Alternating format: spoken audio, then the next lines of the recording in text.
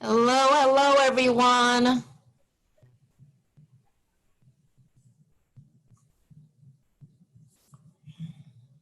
So, if you're here for the virtual health series, we will start in a minute. Sorry, it's a little late already. Just be patient. We're going to start real soon. Hello, hello. People in the waiting room.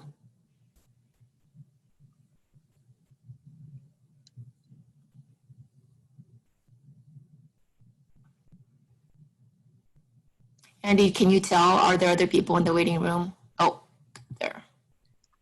Okay, I'm going to actually probably get started because it is past 6:30 now. All right, everyone. Good evening. Welcome to Halakukua Manoa's virtual health series. Welcome to week 2 of our 6-week health series entitled Health Secrets for Fighting the COVID Virus. We know there's a lot of other things vying for your online attention right now, so we're really happy that you can make it here tonight. On behalf of Halakukua Manoa, I am Jane Chun, and I will be moderating tonight's event. Just wanted to remind you to keep yourself muted during the presentation, and we will be having a live question and answer time after the short presentation. So I anticipate a lot of questions tonight, and so does Dr. Izuka. So he's left a lot of time for questions. You can always drop any comments or questions in the chat box below, and my helpers and I will be monitoring that throughout the evening. And also we are recording. So if you don't want the remote possibility of being recorded, please keep your video off. And I'm going to stop sharing this now. If you want to go into speaker view, you can. It's on the upper right-hand corner. So hello, wow, good to see everyone here. Tonight's topic is a big one. It's a difficult one. COVID-19 facts, separating truth from fiction. I know we picked that title, and then I don't know how difficult or easy it was for Dr. Izuka to, because there's not that much information out there. It is a novel coronavirus. So when Dr. Izuka asked me what questions he thinks an audience would ask, I personally have a lot of questions. So I sent him this huge long list, and I think it overwhelmed him a little bit. But there's a lot of misinformation and conflicting information and downright conspiracy theories out there. So I personally am very much looking forward to tonight's talk. So a short introduction for those of you who don't know Dr. Izuka. He is a family physician practicing at Straub's Ward Village Clinic in urgent care. He specializes in primary care for all family members, preventative medicine, and sports medicine. He's board certified in family medicine, and he received his medical degree from Loma Linda University School of Medicine in California. He completed his internship and residency training at the Naval Hospital in Camp Pendleton in California, and then he served in the Navy, U.S. Navy, for 7 years prior to joining Hawaii Pacific Health / Straub 8 years ago. So originally from Japan, he and his wife and 2 kids now reside in Manoa. So a little tip tonight, pay attention, take notes. There may be a quiz afterwards. But Dr. Izuka, take it away. All right, thank you, Jane. Can everybody hear me? Hopefully.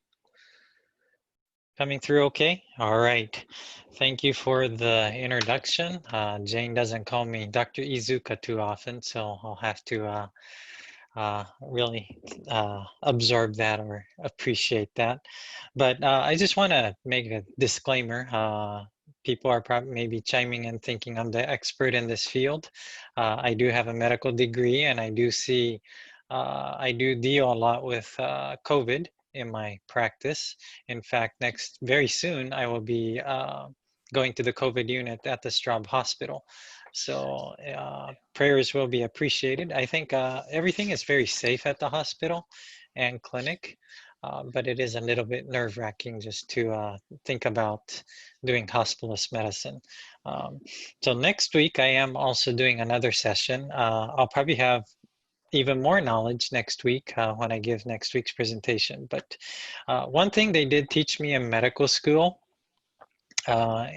is that 80% of this came from a professor. 80% of what we teach you and actually test you on the examinations, 80% will be proven to be either wrong or obsolete. I think 80%, that's a huge number. That means only 20% is going to be remaining. And I've found that largely to be true. I went to medical school almost 20 years ago, and it's been proven as such. So COVID, things that we know, things that we think we know today, down the road, a lot of it will probably be proven wrong or obsolete. So please keep that in mind. Make wise judgment. Don't take what I say as proof or anything. Please do your own research based on what you hear today. I'm going to do my very best to keep it science-based, evidence-based, and politics neutral. So I would really much appreciate all the comments to try to be respectful of that as well. I know this COVID has played quite a bit of a political role too, but I would like it to be as politically neutral as possible. Also, I want it to be very interactive.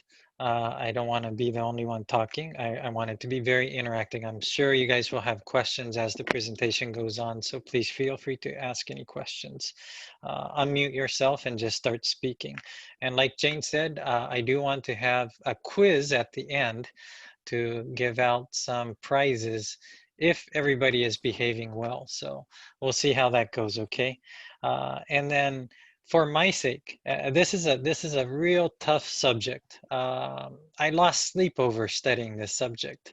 I'm not the type that gets scared of giving presentations, but this topic was nerve-wracking. Jane always told me, Andy, doesn't this stuff worry you? And I would say, no, what should I be worried about? But when I start, maybe I wasn't worried about it because I wasn't studying it too much. When Jane shot me all the questions, I was like, my goodness, what is the truth? So it actually became very nerve-wracking. I think there were some nights where I only slept 2 hours, 3 hours. It was yesterday, I had a good night's sleep. I got 8 hours of sleep last night. So thank you for praying for me. With that said, I want to start with praying for my sake, because I need all the help I can get. So if you could bow your heads with me if you decide to join in prayer. Father in heaven, thank you for the time that we can get together, talk about COVID. Usually what goes around COVID is a lot of negativity or fear, but today I want this to be something that lifts everybody up, maybe have some laughters, and learn something new that we can take home and apply. Be with us tonight and bless this meeting. In Jesus' name we pray, amen. All right, so I'm going to go into the presentation. I have about 14, 15 slides that I'm going to share right now. Let me know if you're not seeing them or if you're seeing the wrong presentation. Let's see right now. Are you seeing the presentation okay? It should have the title. We're all good. Okay. So the next slide, I know I just prayed, but yet I have Dalai Lama on the next slide. That might be a little strange. But I like this quote from him. When you talk, you are only repeating what you already know. But when you listen, you might learn something new. I also want to be listening today. That's why I intentionally am trying to keep my presentation short, but I want the interactive part to be more, because I think I will learn and you guys will learn more that way too. So let's start out with the 5 W's and the 1H. Who, or in this case, it's not a who, it's a what. What is it? What happened, when, where, why, how? Now, there right by itself might have some political things already, so we'll talk about that too. Again, I'm going to try to be as politically neutral as possible. I put some pictures here. I don't know how deep you want to get into, but this actually is what the virus kind of looks like. And these red dots, These are the ones that will become important for the vaccine. And if you could see the picture that says 3D refined, can you see the one that says 3D refined? It's the one in the middle, kind of the black and white 3D shaped. So the vaccine will be made to attach to one of those spots. It's called the surface spikes or the final S protein. So that becomes important for the vaccine. I'll be talking about vaccines a little bit later on. Uh, so what is COVID-19? Or some people call it the most correct, the best, or the most scientific name is SARS-CoV-2. It is a novel, meaning it's a new virus. It's different from the coronaviruses that have been out there in the past that cause a common cold. So one thing that a lot of people say, is this a bad flu? Is COVID just a bad flu? What do you think? Well, um, back in February when COVID had just come out, I had told several of my patients saying, I think this is just a bad flu. I think this is just a bad cold. I felt so bad in March when I found out more that I actually called those patients up and said, I'm sorry, I think I was wrong. This is more than just a bad flu. So if people are thinking this is just a bad flu, it is not. It's definitely more than just a bad flu. Some may get by with just mild symptoms, but we must treat it a little more than just a bad flu. What, when, where? I'm going to present what I know. The first case we know in December 31, 2019 in Wuhan. A lot of people probably didn't even know where Wuhan was until this hit. Now everybody has heard of Wuhan. It's part of China. They had a cluster of cases of pneumonia. Now, eventually it was noticed that it was a novel virus, a brand new virus. And in January 12th, China publicly shared the genetic sequence of COVID-19.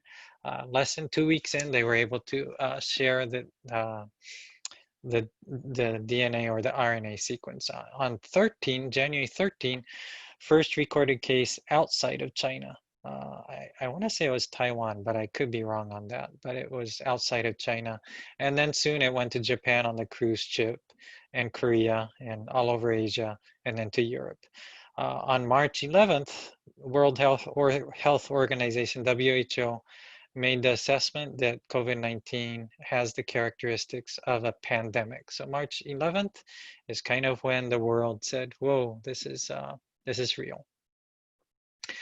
So what and why and how?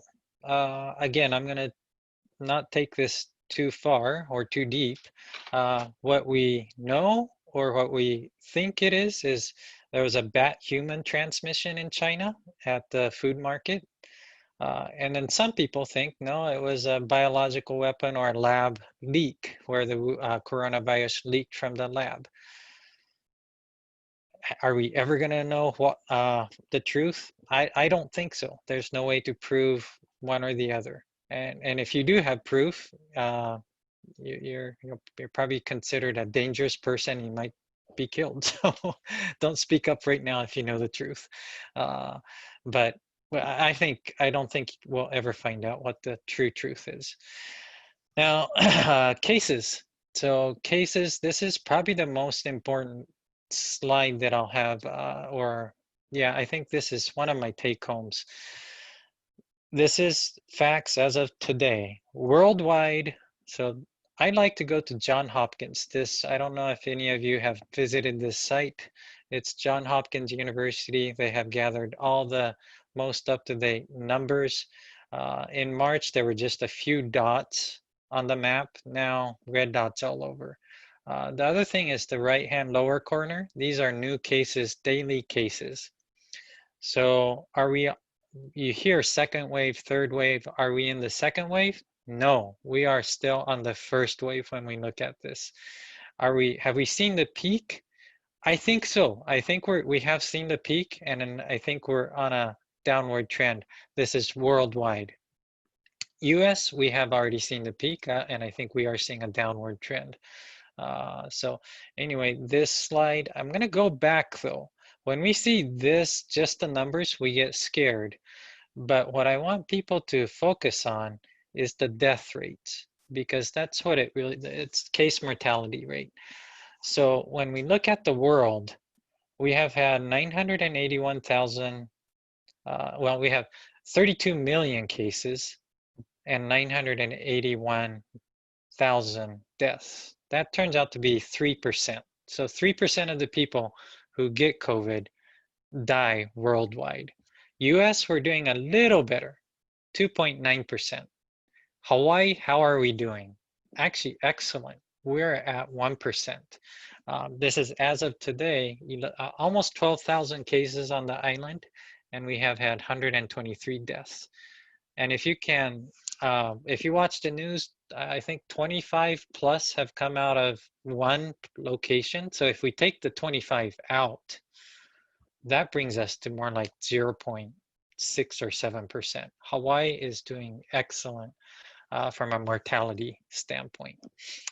So we should be very kind of not, maybe not proud about it, but we should be feeling good about that. Let's talk about symptoms about COVID.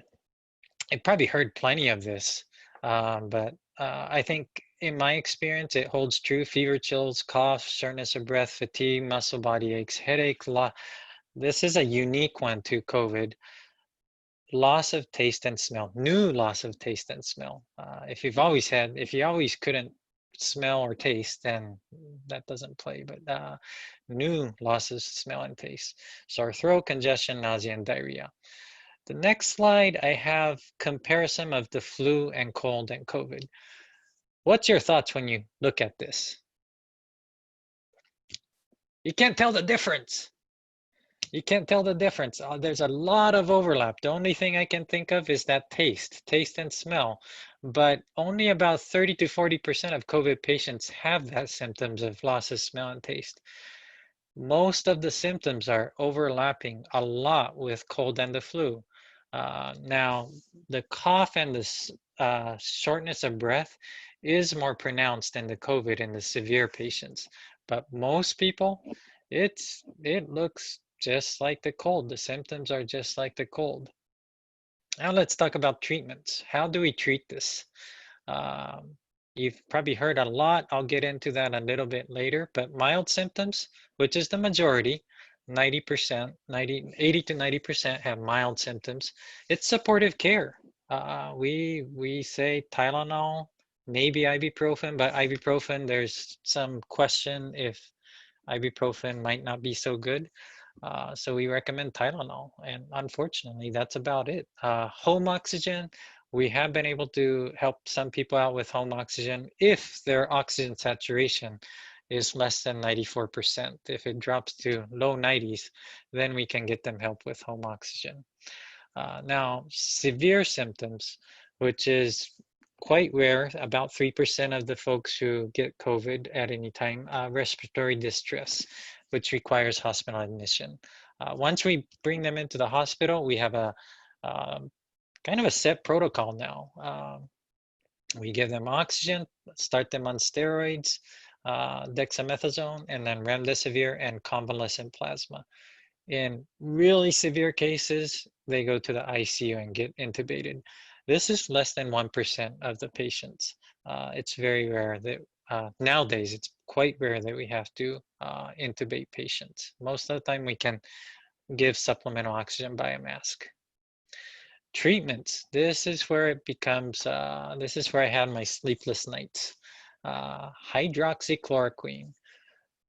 Now, this is facts. There's been 2 large case studies from UK, more than 20,000 patients enrolled, randomized, double-blinded control studies showed no benefit, but increased cardiac side effects. There's a lot of smaller studies that show maybe some benefit, maybe some decrease in hospitalization, but those were not randomized control trials. So when we look, randomized control trials are gold standard. That's what we scientists go to for any studies. Showed, unfortunately, no benefit. I was hoping it would show benefit because hydroxychloroquine is a very cheap medication, very available. but it looks like well, it proved to be not effective. Zinc. There has been some studies on this showing that it may be effective in prevention. It has already shown to be effective in common colds. Now, COVID is not a common cold, but it has a lot of similarities. So zinc, if I would take zinc. In fact, I do take zinc. Vitamin D. Studies have shown that vitamin D, people who have had low vitamin D levels had a higher rate of ICU admission. You guys probably saw that on the news, but that is true facts. Now, does that mean we should treat everybody with vitamin D? Not necessarily, but vitamin D, I think, is important. We'll talk about that more next week when I talk about living with COVID or living in an environment where COVID is unlikely to go away. There's another one, anti-parasitic ivermectin. More studies are needed. There's some studies or some doctor in Florida that published a paper and talks about this medication. Again, very available medicine. The doctor claims there's benefits. I have not seen any scientifically good studies to come out to support this medication. A lot of people have asked me, does COVID mutate? We know a lot of viruses mutate. The answer is yes, it does mutate. And to date, we know that there's 6 strains, L, S, V, G, GR, GH. So those are the 6 strains that we know so far. And the good news is there's minimal variability. And then I have that red circle right there. That's where the vaccine is going to target. And that area has had very little mutations. So one vaccine should cover all the mutants. So anyway, so in Italy, in Europe, it was the G and the GR, and Italy had a much higher mortality rate. If you caught it, I think it was like 5 to 10% chance of dying. In the US, as we saw last slide, it's 2%, and that's because we have the GH mutant, which seems to be easier to spread, but doesn't have a high mortality rate like the GR mutant. Next one, protection. The appropriate PPE for this situation of COVID is, anybody have an answer? Now this slide shows some people who are fully gowned up in a fully hazmat suit, and you've got one man with skin exposed, no mask on, no goggles on. What is the answer? Well, the answer to this picture was they thought there was some bad thing. When they dug it up, they just dug up a tiny jar. So in this case, the answer was this man wearing no hazmat. COVID, there's been a lot of discussion of masks, face shields. So I have this right here. When I go in and see patients, I am required to wear my mask and the face shield. Face shield adds extra protection, but that's to protect the patients, but to protect me as well, because I am in a closed environment with a patient, a lot of times closer than 3 feet when I listen to the heart and lungs. So it's the appropriate protection to use when you cannot keep physical distancing. I'll talk about that more next week, or if there's more questions about it, I'll be happy to answer. Okay, my last slide. I just wanted to end the slide with humor, kind of like how I said in the beginning. What I say might be proven wrong. Told you not to use Clorox. I won't use a curse word here, so I won't say the next one. But okay, time to open up to question answer. All right, if anyone feels brave, Dr. Izuka wants a lot of interaction, so feel free to just go ahead and ask your question. Or you can always put it in the chat box and I'll be monitoring that. And I know there's a lot of doctors in the audience, so I may have to turn to them on some of the answers. So if I don't have the answer, please chime in if you think you have the answer. So Andy, Dr. Izuka, I'm sorry, Dr. Izuka, you kind of ended the part about the PPE. Did you explain, you said, that's, you wear the mask and the face shield when you see the patients, but are you suggesting that we don't need to? You mean the face shield or the masks? Or both? Either or both? Yeah, good question. So masks. The state is asking everybody to wear a mask when you're in public place. I think that's correct, right? And I do recommend carrying a mask in your pocket, and I do recommend wearing a mask when you're going into shopping.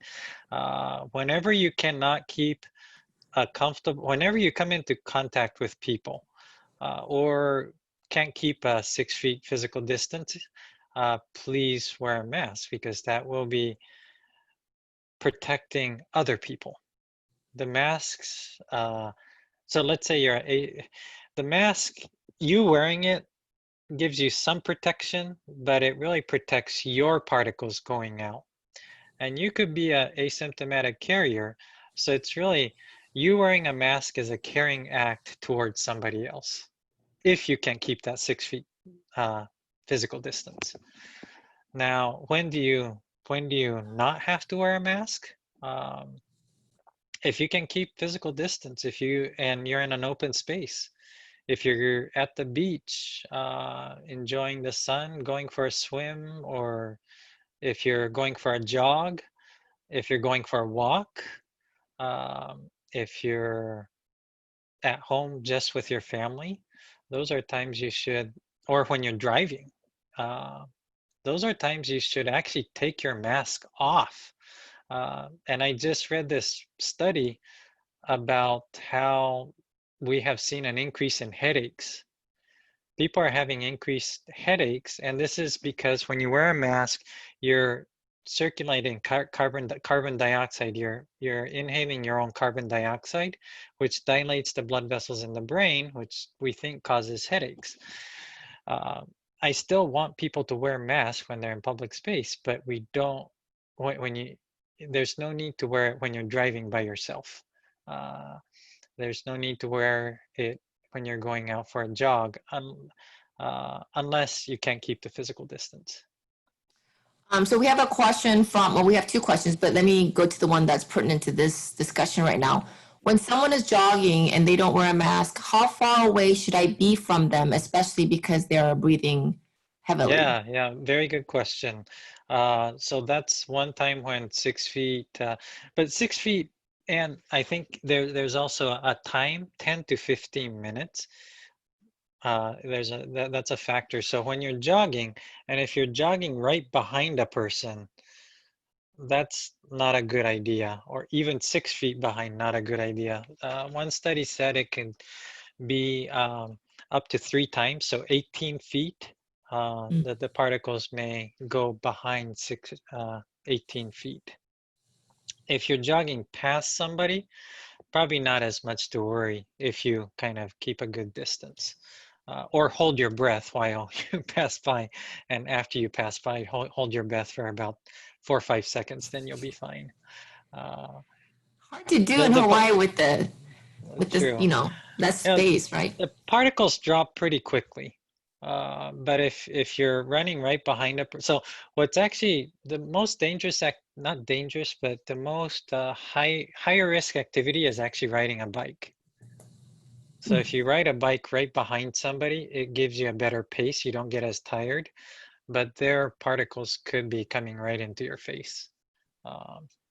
So yeah, good question. So if somebody's exercising, 18 feet might be a better distance to keep than 6 feet. And that's why we're seeing higher outbreaks in gyms. That's why gyms are not in the tier 1 reopening. It's in the tier 2 and 3. but they allow outdoor, but indoor, they're not allowing at this time yet. What's considered an exposure? Like, what's riskier? You know, if I have friends that debate this all the time, if you're going to Costco and Times and shopping and you see hundreds of people, but your interaction with any one of them is only a few minutes at most, is that better than being really careful having groceries delivered to you, but you have longer duration conversations with people, the same people over and over again, people in your pod? Do you have an opinion about that? Yeah. So I think, again, these things you use common sense.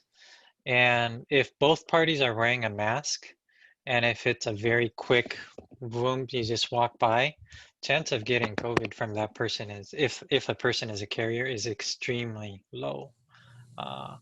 So duration does matter. And the distance, physical distance does matter.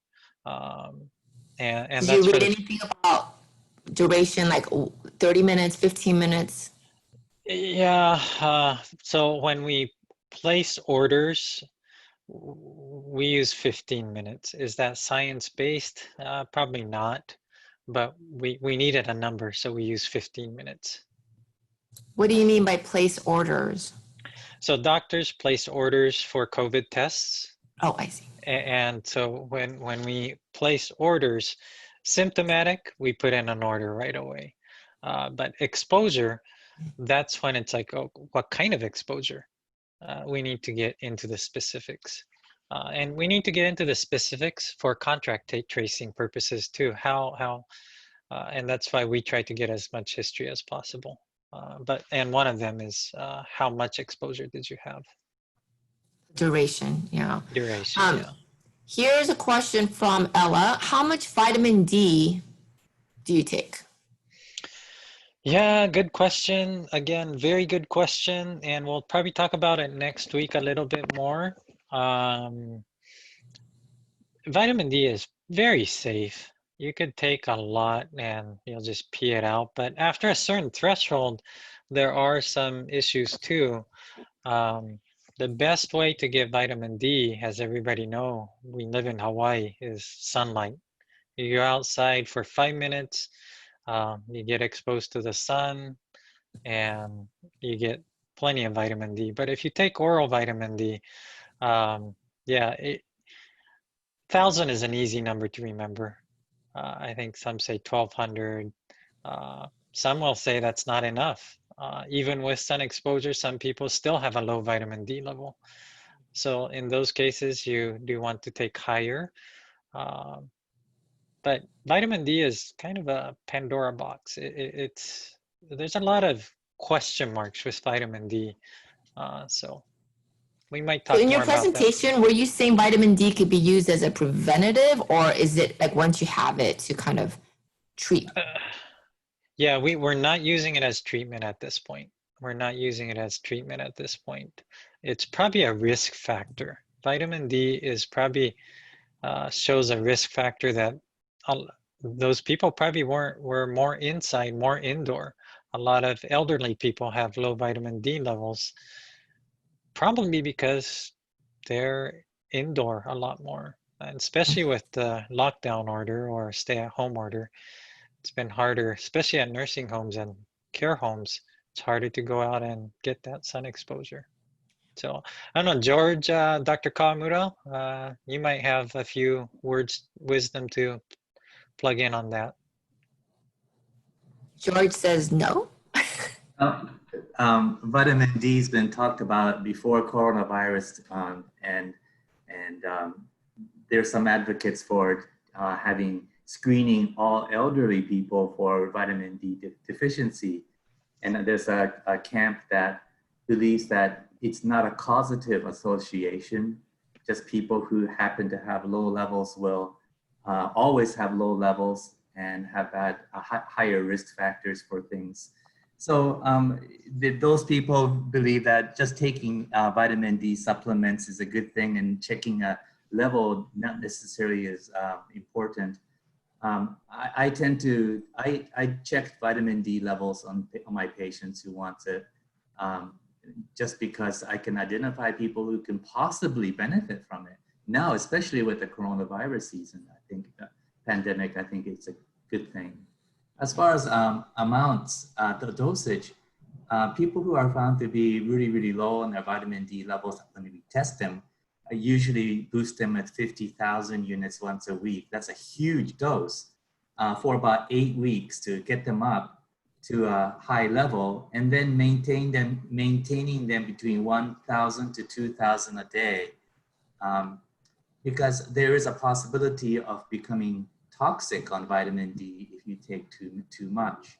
So there's a little caution about taking too much vitamin D because it's a fat soluble vitamin, meaning that your body stores it in your fat cells. A lot of the other vitamins, you just basically pee it out if you take too much, but vitamin D stays in your system a long time. So, yeah. Thank you, Dr. George. Thank you. Here's a couple, there's actually a lot of questions. How about, is there any truth to studies about blood types? Which blood types are more susceptible?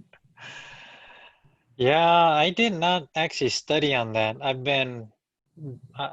have been kind of, yeah, I didn't think it was worth digging into. A lot of Japanese people like going into the blood types.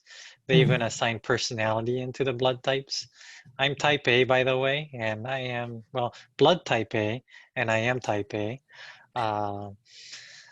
But so I'll be honest, I have not studied about it much. I've kind of said, that's just, but I don't know, Dr. Kawamura, George, and I want to introduce Dr. Kawamura. He's an internist at Kaiser, and so yes.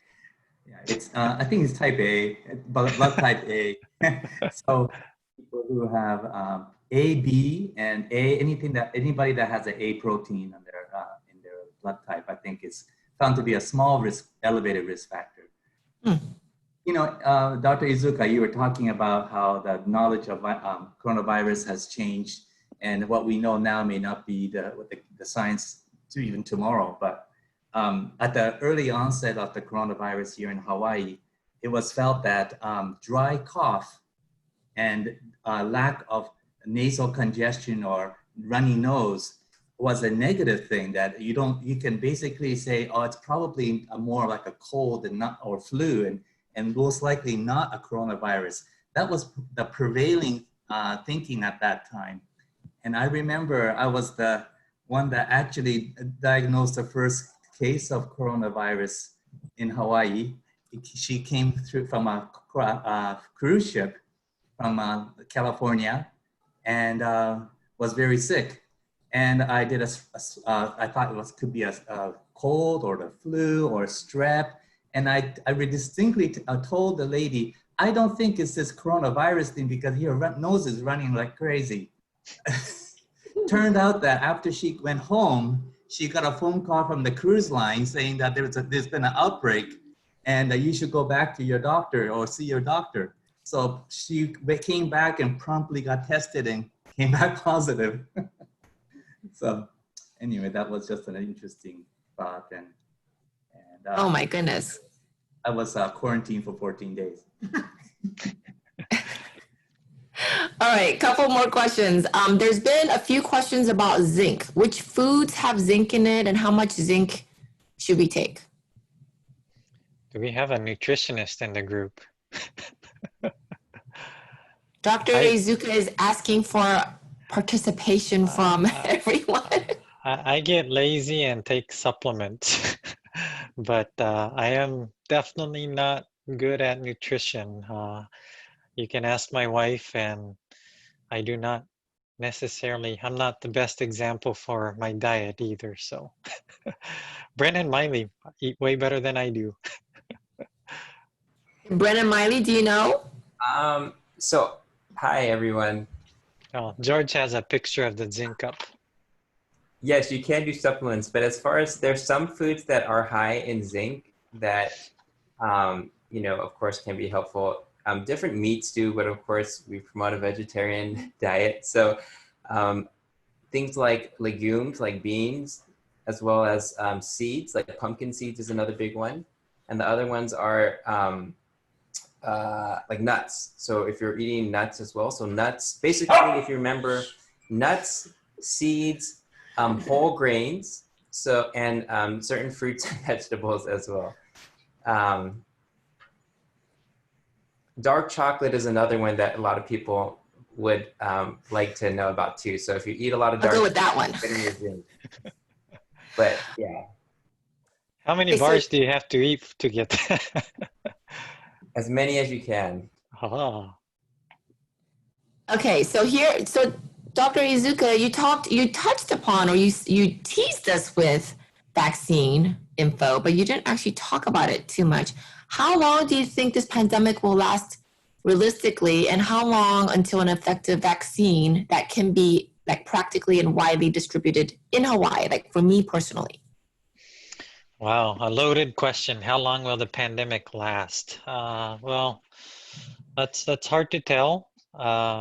If we follow the Spanish flu, then it's probably going to be around, the pandemic will be around probably on and off for 2 years or a year and a half. It depends on how effective the vaccine itself is and how many people get the vaccine.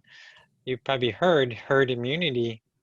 That was supposed to be funny, I guess. Herd immunity is supposed to be 70%. So if 70% of the people have gotten the infection, then that's herd immunity. Smallpox and those things, they say 90+%. So we think 70% is probably the number to go by. Will we be at 70% in 2 years? Maybe, maybe not. Will a good amount, meaning at least 50% of the people be getting the vaccine? We'll find out. Will a vaccine be available this year? I would be very surprised if there is something this year. Luckily, the vaccine, the pharmaceuticals have been quite transparent with their trials and their phases that they're in. There are 6 or 7 in phase 3, 2 and 3 trials. A couple going on here in Hawaii. Some of the doctors have gotten the vaccine already. Well, they don't know if they got the placebo or the vaccine, actually, because it is a double-blinded study. And so anyways, there are studies going on. Some of the preliminary results will be coming out the end of October, early November, but that's preliminary. We have to see statistically significant differences between the two groups in order to say, hey, it worked. And that requires a large number, and it requires a fairly large number of infection going on too. So as we lock down and as the cases drop, that's actually a bad thing for vaccine development because it takes longer to see if the vaccine will actually work or not. So it's a catch-22 for the vaccine. So Dr. Izuka, you totally gave a lawyer answer, which is it depends. First thing you learn in law school. Yeah. Okay, I want to get to these 2 questions because these are practicable, I mean, for all of us. So one, Serena says, our kids want to come from the mainland for Christmas and have access to testing. If they're negative and we're negative as well, would anyone in our family need to wear a mask or social distance when we're together since we haven't been together before? Yeah, so the PCR is the test that's happening right now. It has a 60 to 70% sensitivity. So it will miss 20 to 30% of those. So I think when they come for the first 2-3 days, wearing a mask might be a wise thing to do just in case if you want to be extra cautious. Now, I say extra cautious if you have comorbidities. Yeah, I didn't touch about that. I should have today. I don't know why I didn't.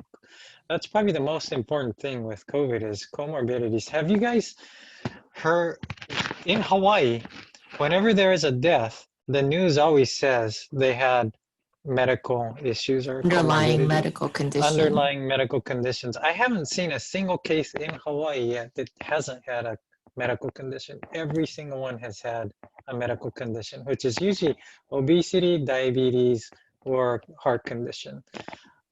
If you have none of that, I haven't even seen, it's very rare even to have a hospitalization.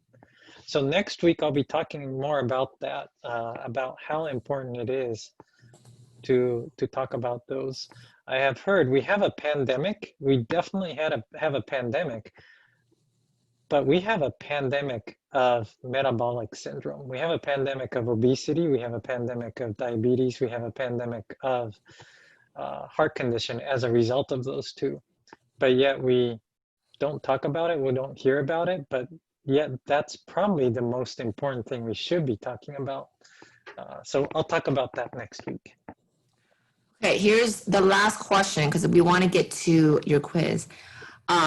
My nephew is under quarantine after exposure to someone testing positive. He is pretty much staying in his room, but should everyone else in the house wear masks until the quarantine period is over? Absolutely, yes. And keep just as much as the mask. I think physical distancing is just as important. I mean, it's unfortunate that we do have to do this, but that's the most cautious thing to do. And he has to wear the mask. The nephew has to wear the mask because But everyone else in the household, I think that was the question. if you want to be cautious, yes. But the potential carrier is the nephew, right? And then the nephew's, if he is the carrier, he's the one that's going to be spreading through the particles.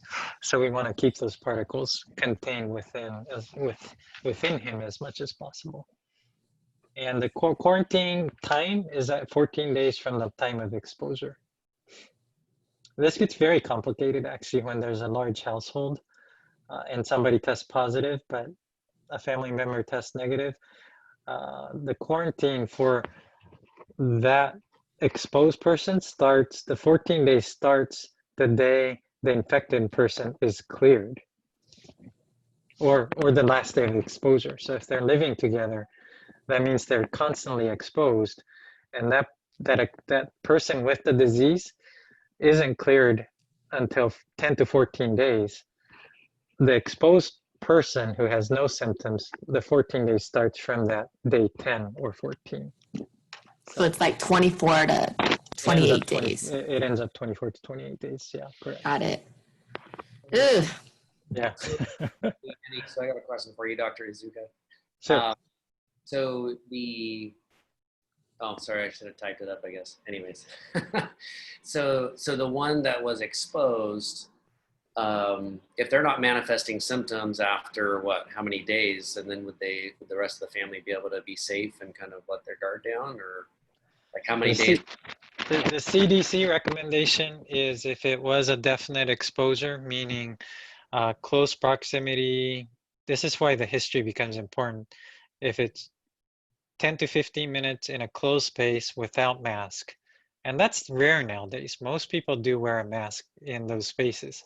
So when you boil down to it, it's very rare, but if they were exposed, then it's 14 days regardless of symptoms. That's the CDC recommendation. Now, is anybody policing that? No, but that's the CDC recommendation is 14 days.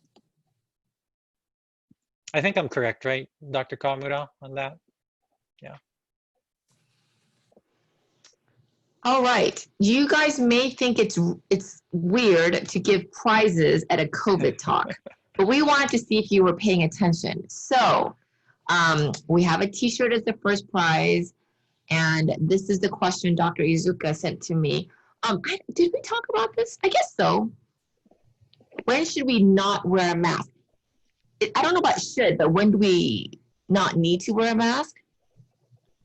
Or maybe should not. So people have to type it in the chat box because we have to have a verified, documented, whoever was first type of thing. So make sure the chat box, and it's to everyone. Let's see. Corky's mom says, if you're far away from someone outdoors. That's yes? correct. Yes. Correct. Yay. You won the t-shirt. So Joanne, are you here? We have a secretary at the facilities, and she said she is willing to, oh, there's other answers, driving alone. She said she's willing to coordinate that. Joanne, can you put your office number and the email address there, and then they can coordinate with you?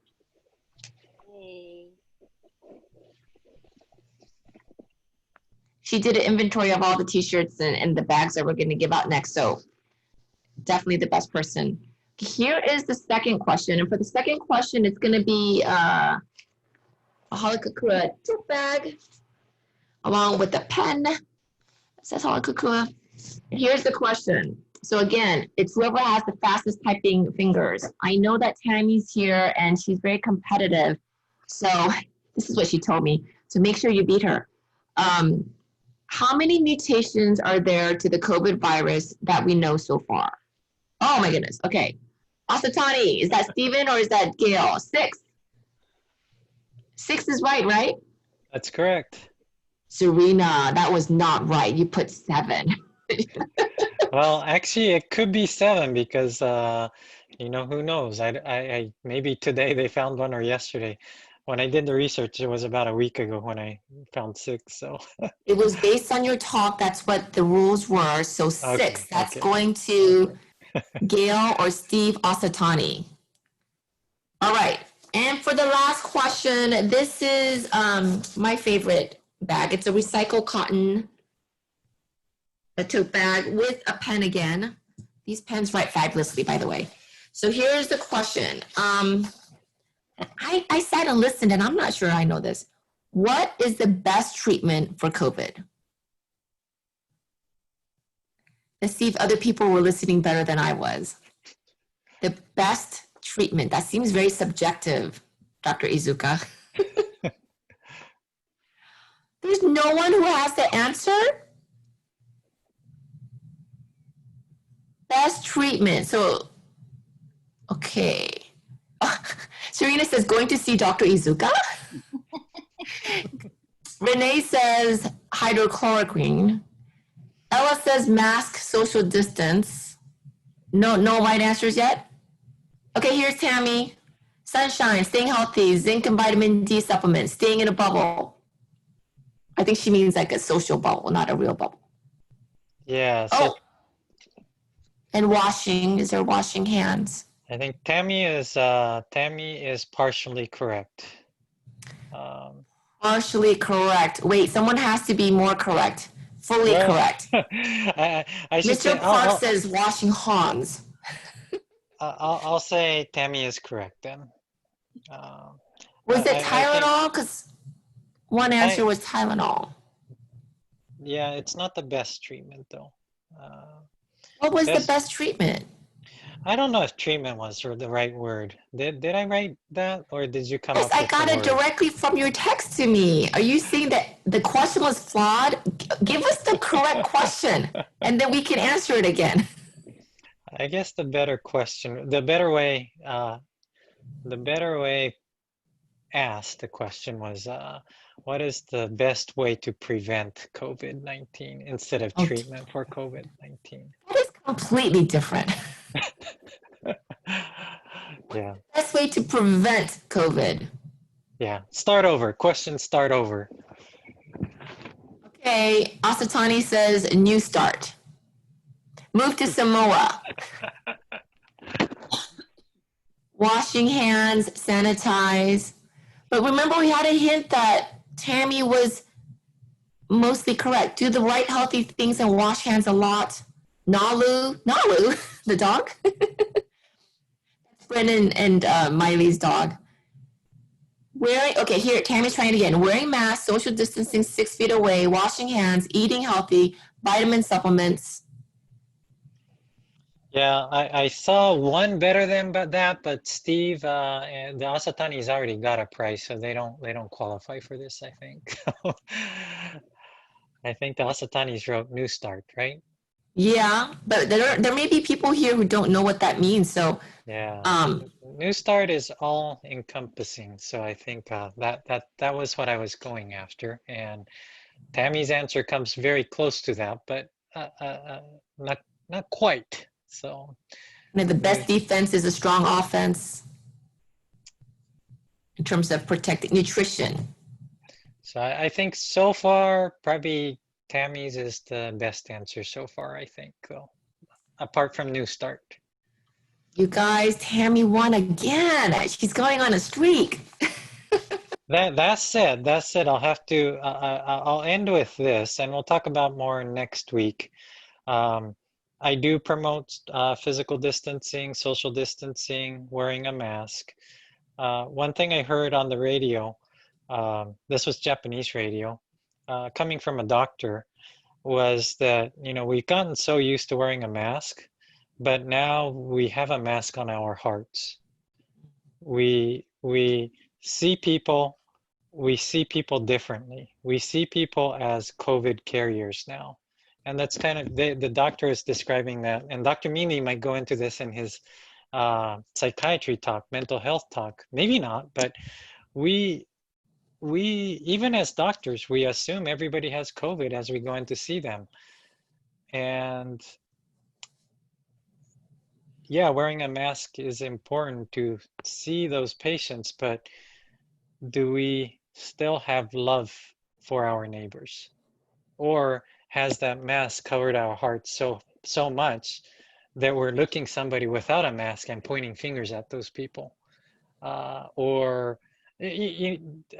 think people get the point that I'm trying to make.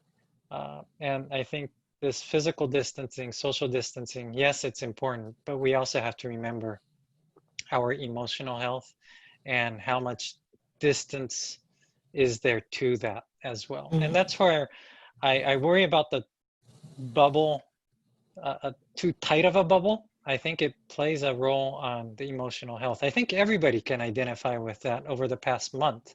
Some have been in a bubble for 6 months. And it's hard on the emotions, and that is not good for health, for total health. When we look at the total health, it's hard on emotional health. I have seen a huge increase in depression, and I'm sure Dr. Meany, he's still in his office, and it's almost 8 o'clock. He has been extremely busy, I'm sure, with this. So I do think keeping that physical distance is important, but we also need to remember how to still emotionally and physically be healthy. So sometimes that's in the language that we use, and that's why I intentionally tried to use physical distancing and not social distancing, because I feel like social distancing kind of puts that wall. Physical, it's the same thing, but it just, to me, it has a different emotional attachment to the word. So anyway, I just wanted to share that small piece.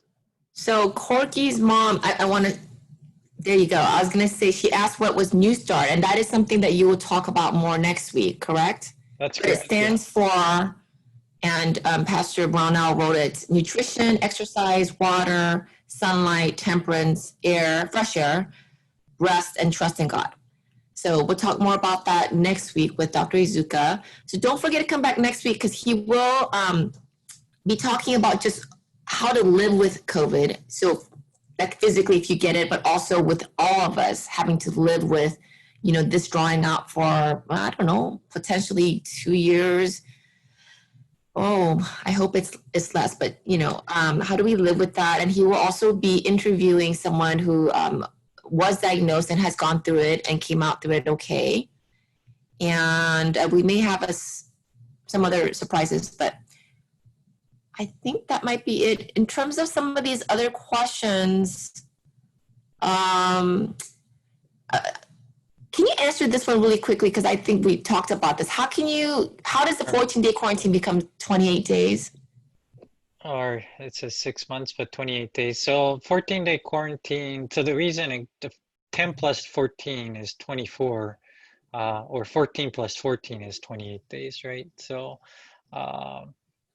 so if you're exposed to a family member or your roommate turns positive, your quarantine starts from the last day of close contact or exposure. But if you're living together and both family members, if everybody is wearing a mask at home, keeping 6 feet distance, that's not close contact. So it doesn't necessarily have to start at the end of the quarantine of the infected person necessarily, if you can physically keep that distance and wear a mask all the time. But usually that's hard if it's your kid or if it's your husband, I guess husband, you could probably still keep physical distance, but if it's your kid, it becomes a lot harder. It's hard for me, Waka. I would have a hard time keeping my physical distance for 2 weeks. His wife is on here, Waka. So she's like, he's trying to make peace with her. All right. So I hope, thank you so much for coming. We could probably do this for many more hours. I have all those questions that I sent you. You only answered about, I don't know, a quarter of them. And so I have way more questions I'm going to be bugging you about afterwards. But we do need to end it because it is past 7:30 now. And we want to just make sure that you guys come back next week. We'll probably have some more opportunities to ask questions at that time as well. And it could bleed into today's topic, probably, right? Since it'll be the same presenter. So again, thank you so much. Hope to see you guys next week. Good night. Thank you.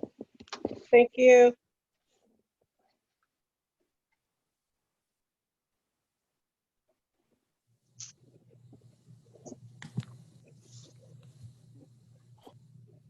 Thank you, George. Thank you, George. No, thank you, Andy. Very good. Great job. Great job. You tackled this thing real well. Thank you. We should have had a panel, right? We kind of did. Yeah, I guess so. Thank you, Jane. Oh, thanks, George. I like I'll move to Samoa answer best. Yeah, I like that one too. You Hey, know, I see Dolly Jane in there. I want to shout out Yay, to Dolly. Hi, Dolly. Thanks, Jane. Thanks, Andy. Hey, you guys Thanks, are Tom. very dark out there, but it looked pretty. It did. So Andy, like that first question you sent me too, I was going and I was like, when should we not wear a mask? I'm like, should not, or we don't need to. Like I was like, what should I ask? Why did you say driving? We shouldn't wear it, or we don't have to. We shouldn't wear because you want to get as much fresh oxygen to your body as possible. And wearing a mask, it's great to prevent COVID spread, but it is not good for your health. In a healthy What does person, that have to do with driving though? so when you're driving, you're not exposed to COVID unless you're having a passenger that's not a family member. Oh, I see. And I see a lot of people wearing a mask as they're driving. And it's like, why are you doing that? If like taxi drivers should definitely be wearing a mask, but if you're just driving from home to work, you're just kind of you're letting your brain not get the oxygen it should be getting. Now, A recent study saying that because I feel that like maybe it's psychological that when I'm wearing a mask that I'm not breathing well, but I saw a study saying that it's the oxygen flow is fine. It's just more of a like a psychological thing of having something in there. So you may be changing your breathing patterns, and then that makes it harder for you yeah, to. and it probably depends on the mask you're wearing too. Certain masks, it doesn't breathe through as well. Mhm. I find the Costco cheap disposable ones to be one of the best ones. In fact, those are probably the best because it has small mesh, or it has 3 layers that are very. Is that different from surgical masks? Like to It's me, I don't understand the difference. It's pretty much the same. Yeah, those are surgical masks. It's 50 masks for $20. I've been wearing those too. I used to wear all the cloth ones, and now I wear. Yeah, cloth ones number one aren't as good. Plus, you can't breathe through them as good either. So these are designed so that you actually have a space right here. And so the flow through here is actually pretty decent. But I thought that's bad because then you're allowing That's correct. So aerosols. these are bad if you have somebody coughing. And so, for example, if you're riding in an airplane and the person in front of you is coughing, you're at the highest risk when you're sitting behind them, because the particles are going to make it through here and then go backwards. The cough particles are going backwards. The person in front of you, these were designed for the person in front of you. Mm. If you're But face the to person, face. yeah, but the person, and then it's supposed to send the bad particles back this way where nobody's supposed to be around. Oh, so they purposely made it so there's a hole, whereas like the N95, there's like no Correct. holes. Yes. N95, it's completely sealed, but this one, there's purposefully an opening right here that makes it somewhat breathable. I mean, I had all those questions about like travel too, because Yeah, and I had the answers for all of them. Studies about travel, right? Yeah, I had the answers to them too, but But no one asked. Is that what you're saying? shoot, yeah, and I didn't even show the slides on the You outside were going to activity share that one stuff slide about the restaurant. and the restaurant, and yeah, I didn't show any of those, so that's a bummer. Maybe I'll show it first part of next week, saying, hey, I had these questions. Next week, I don't think it'll be as, I won't take it. So it looks like I took 20-25 minutes on the, Presentation. let me stop the recording. I was recording all